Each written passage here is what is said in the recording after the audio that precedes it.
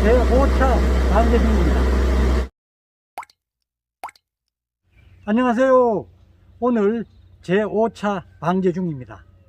제가 오늘 살포하는 살균제는 후론사이드, 살충제는 다이몬 파스트입니다. 원래 동호회 5차 방제 살균제는 델란입니다. 그리고 살충제는 다이몬 파스트입니다. 그런데 저는 5차 방제 살균제하고 6차 방제 살균제를 서로 바꾸었습니다. 왜냐하면은 살충제 라이몬이나 다이몬 파스트에는 로발루론이라는 성분이 있는데 이 성분은 델란의 주성분인 디티아논하고 맞지 않아요. 그래서 혼합해서 살포하면은 약해의 우려가 있기 때문에 제가 5회차에 델란을 살포하지 않고 후론사이드를 살포합니다. 그러면 저는 6회차에 델란을 살포합니다. 엄재열 교수님 6회차 살균제도 델란입니다. 사과연구소 6차 살충제는 5차하고 같습니다. 5차에 제가 사과연구소 살충제를 소개해 드렸습니다. 그러면은 그때 살충제를 살포하지 않으신 분들은 이번 회차에 살충제를 살포하시면 됩니다. 사과동호회 6차 방제약제는 후론사이드입니다. 저는 5차에 지금 살포하고 있습니다. 살충제는 응애약 온사랑하고 나방약 팔콘입니다. 두 가지를 살포합니다. 주방제 병해충은 살균제는 갈반하고 탄저병이고 살충제는 노린재하고 나방류입니다.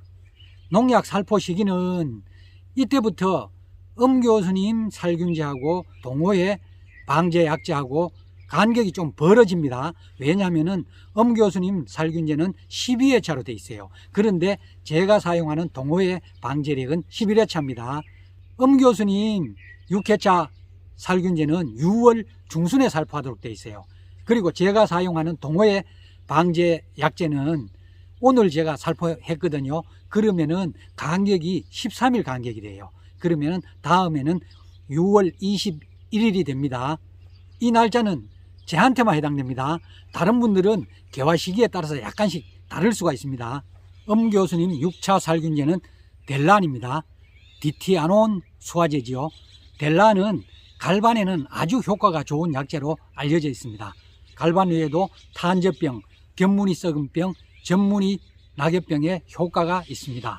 델란은 보호살균제예요. 그래서 작용기작이 카거든요. 일반적으로 작용기작 카인 보호살균제는 치료 효과는 없고 예방 효과만 있습니다.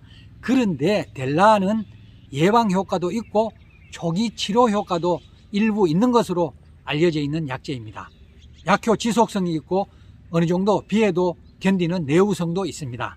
살포할 때는 기능성 전착제, 즉 고착성이 있는 전착제, 침투성이 있는 전착제 등 이런 전착제들하고 혼용하면 약해가 일어납니다. 그러니까 전착제 혼용에 자신이 없으면 델란을 살포할 때는 사용하지 않는 게 좋습니다. 굳이 전착제를 사용하고 싶으면 마쿠피카는 안전하다고 합니다. 알칼리성 약제인 석회보르도액이나 석회유황합제하고 혼용해서 살포하면 안 됩니다. 델란의 주성분인 디티아논은 굉장히 민감한 약제거든요. 그래서 전착제를 함부로 혼용해도 안 되고 사람한테도 체질에 따라서 알레르기 증상이 나타날 수 있습니다. 어떤 분들은 델란을 살포하고 두드러기 같은 증상이 나타났다고 하거든요. 그래서 델란 살포 후에 그런 증상이 나타나면은 체질이 좀 민감하구나 이렇게 이해를 하시면 됩니다. 사과 동호회 6차 방제 살균제는 후론사이드예요. 저는 오늘 살포하고 있습니다. 그리고 저는 6차에 델란을 살포할 겁니다. 바꾸어서 살포합니다. 후론사이드 작용기작은 다 O예요. 작용기작 다는 호흡 저해를 해서 살균작용을 하는 기작이거든요. 주성분은 플루아지남인데 갈반, 탄저병, 견무늬 썩은병, 백문우병에 효과가 있습니다. 이 약제는 보호살균제는 아닌데 보호 위주의 예방약이에요. 그래서 병 발생 전에 예방적으로 살포하는 약제입니다. 약효 지속성이 있고 내후성도 어느 정도 있는 것으로 알려져 있습니다. 그리고 이 약제도 델란처럼 침투성이 있는 전착제와 혼용하면 약효 우려가 있어요.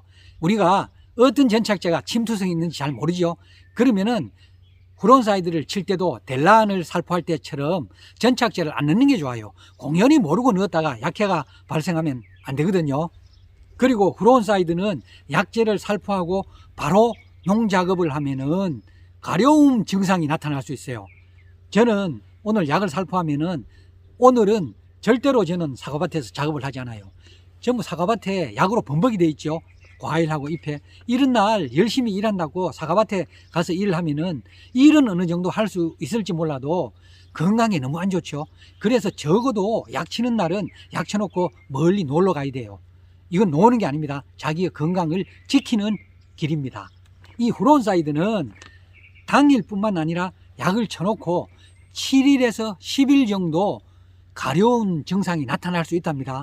모든 사람들인데 나타나는 건 아니고 일부 체질이 민감한 분들은 후론사이드 살포 후에 가려운 증상이 나타날 수 있으니까 사과밭에서 작업하다 가려운 증상이 나타나면 후론사이드 때문에 그렇구나 이렇게 알아두시면 됩니다.